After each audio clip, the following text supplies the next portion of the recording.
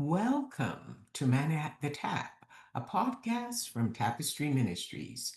Each episode reflects on a daily Bible reading from the Revised Common Lectionary. I'm Gloria, a fellow traveler on a spiritual journey with the Tapestry community, and we refer to the daily Bible reading as our spiritual manna. It nourishes our souls, fostering spiritual growth as we share insights and interpretations that enrich our spiritual lives.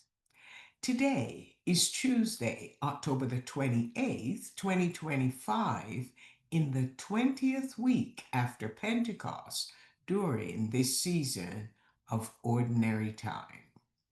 This is a time for us to live an extraordinary disciplined life as we grow spiritually. The lectionary reading is from the New Testament book of First Peter, written by the person after whom the book is named.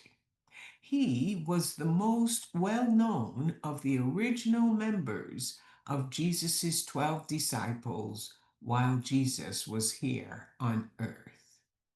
Now, if you ask Peter whether he considered himself an author, he probably would have said no, especially when comparing himself to the educated Apostle Paul, who wrote most of the books of the New Testament.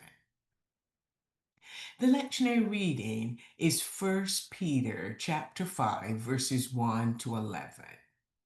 The letter is addressed to the Christian communities scattered throughout Asia Minor, modern-day Turkey.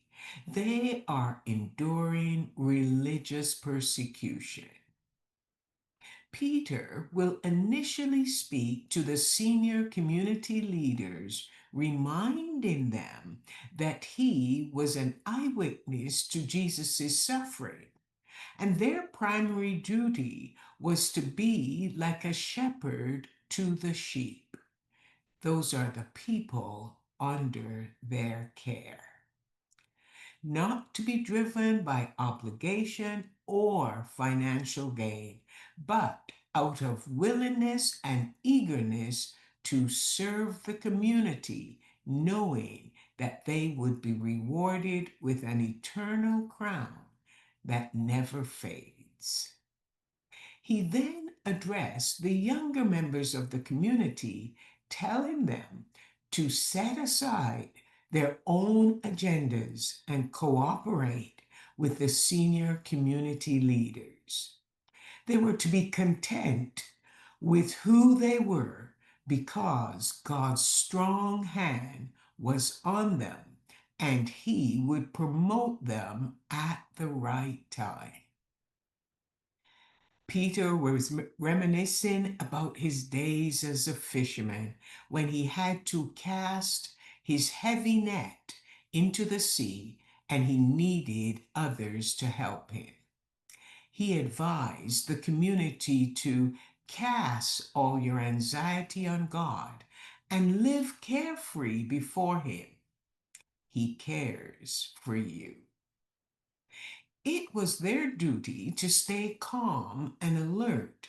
They needed to understand that their enemy was not each other. Their enemy was the devil, who was ready to pounce on them like a lion. They needed to stay alert and remember that they weren't the only ones facing persecution. Communities worldwide were also enduring similar hardships, but it wouldn't last forever. God was aware of their suffering, and his presence was with them always.